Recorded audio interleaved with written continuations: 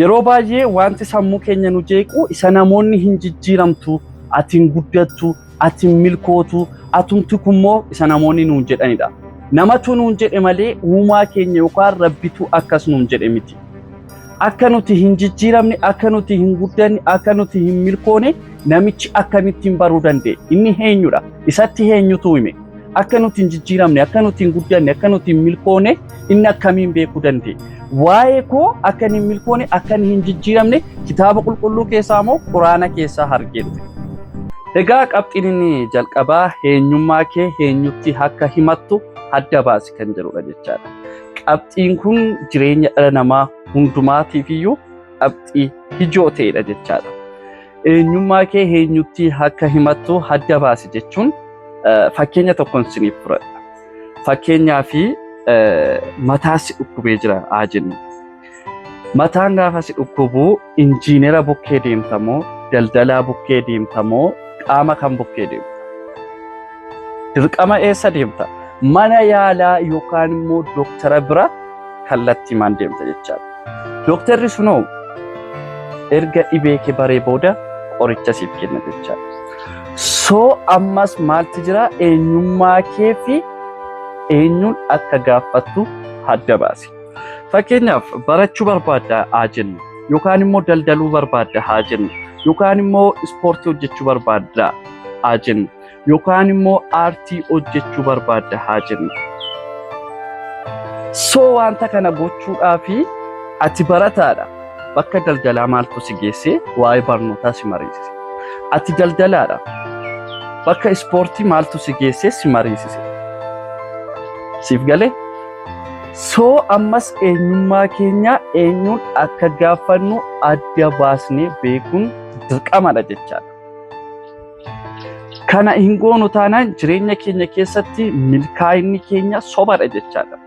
Milkaa'ina xixiqqoodha jechaadha. Milkaa'ina yeroodha jechaadha. Yerootiif warreen milkaa'an keessatti waamamna jechaadha.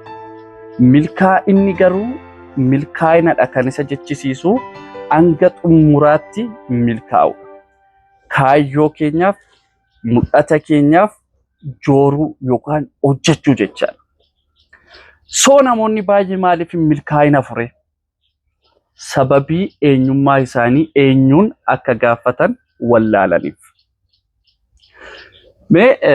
Yeroo baay'ee gaaffiin kun namoota hedduudha kan gaafatu. Garuu deebii isaa kan argatu namoota muraasadha. Fakkeenyaaf ati daldalaa bukkee deemte haa jennu barataadha mooti. Gaafa ati deemtee ani barnoota koo barachuun barbaada, barnoota koo irratti milkaa'uun barbaada, barnoota koo irratti bakka guddaan ga'uu barbaada jettee mariisistu deebiin siif deebi'u akkasidha. Harka 100 keessaa harki 98 akkas jedhanii siif deebisu. Maal siif godha barnoonni? Barnoota baratee eenyutu milkaa'e? Barnoota baratee eenyutu guddate? Maaliif akka koo kana waama xiqqoo ishee walitti fiddee hin daldaltu? Kunoo maali nun agartu sadarkaa kanarra geenye irraabsiin jedhu. Argite? Ispoortessaa kwaan immoo ispoortii bukkeetu deemne immoo gaaffiin nuuf deebi'u meenee qaama koo laalime baay'ee tokko jabaatee jira, baay'ee tokko cimee jira. Kanaafiyyuu maal siif godha barnoonni? Anamma ispoortii kanaan galii guddaa argachaa hin jiraa siin jedhu. Artistii bira yoo dhanne immoo anamma beekamtii guddaan qabaa, bakka guddaan jira, namoota baay'eetu na beekaa, namoota hedduutti biratti beekamtii argadheeraa siin jedhu. Soo kanaafiyyuu barnoonni maal siif godhaa siin jedhu. Akkasuma namni aartis yoo isaan bukkee deeme wantuma sana mariisisu jechaadha. Sababni isaas jireenya wal fakkaataa akka jiraatamu yookaan immoo namni wanta inni kennaa hin qabne namatti fakkaata yeroo baay'ee jechaadha. Garuu dhalli namaa hundumtiyyuu kennaa qaba, kennaa mataa isaa qaba jechaadha. Jireenyi kee akka quraana keessaa fi macaafa qulqulluu keessatti ati jireenya akkasii malee jiraachuu hin dandeessu jedhamee siif katabamee jirutti of amansistee hin jiraatin. Sababni isaas ati nama dandeettii guddaa qabdudha. Rabbiin dhala namaa kana hundumaa akkuma bifni isaa amalli isaa gargar ta'e kennaa garaa garaa nuuf kenneera.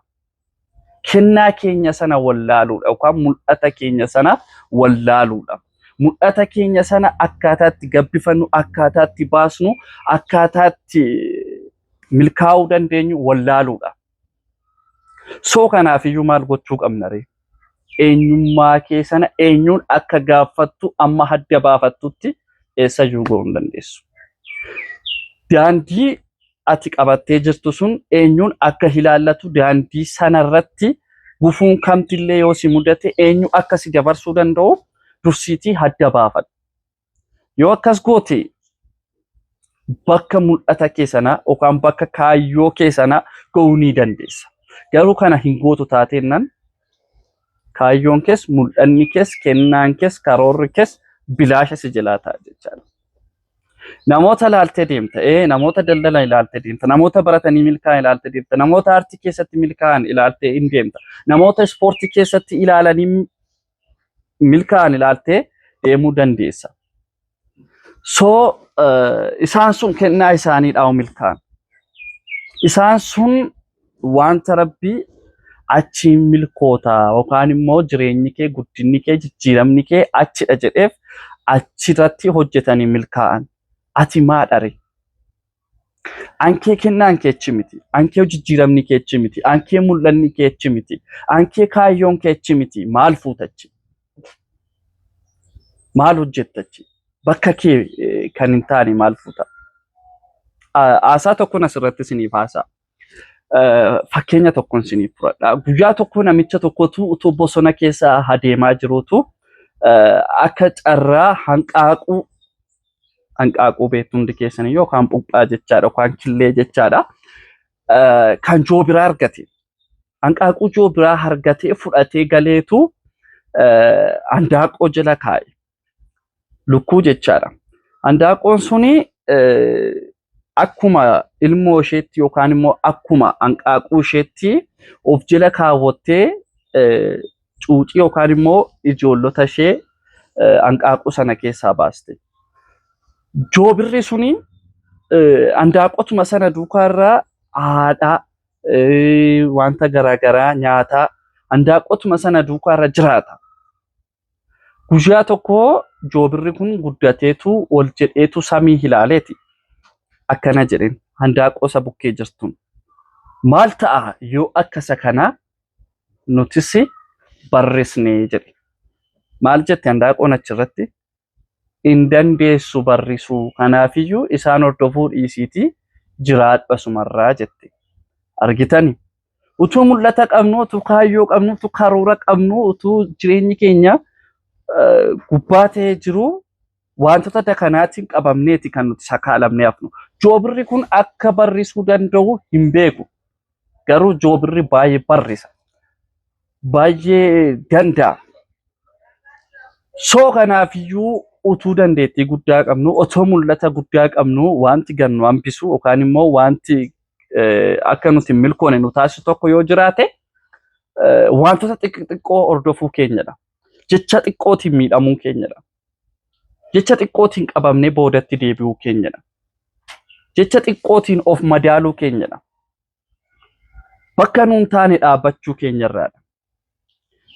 Eenyummaa keenya eenyuun akka gaafannu wallaaluu keenyarraa kan maddedha kun. Kanaafiyyuu eenyummaa keenya eenyuun akka gaafannu yoo barre milkaa'inni keenya bal'aadha jechaadha. Kanaaf eenyummaa kee eenyuun akka gaafattu dursii adda baafadhu.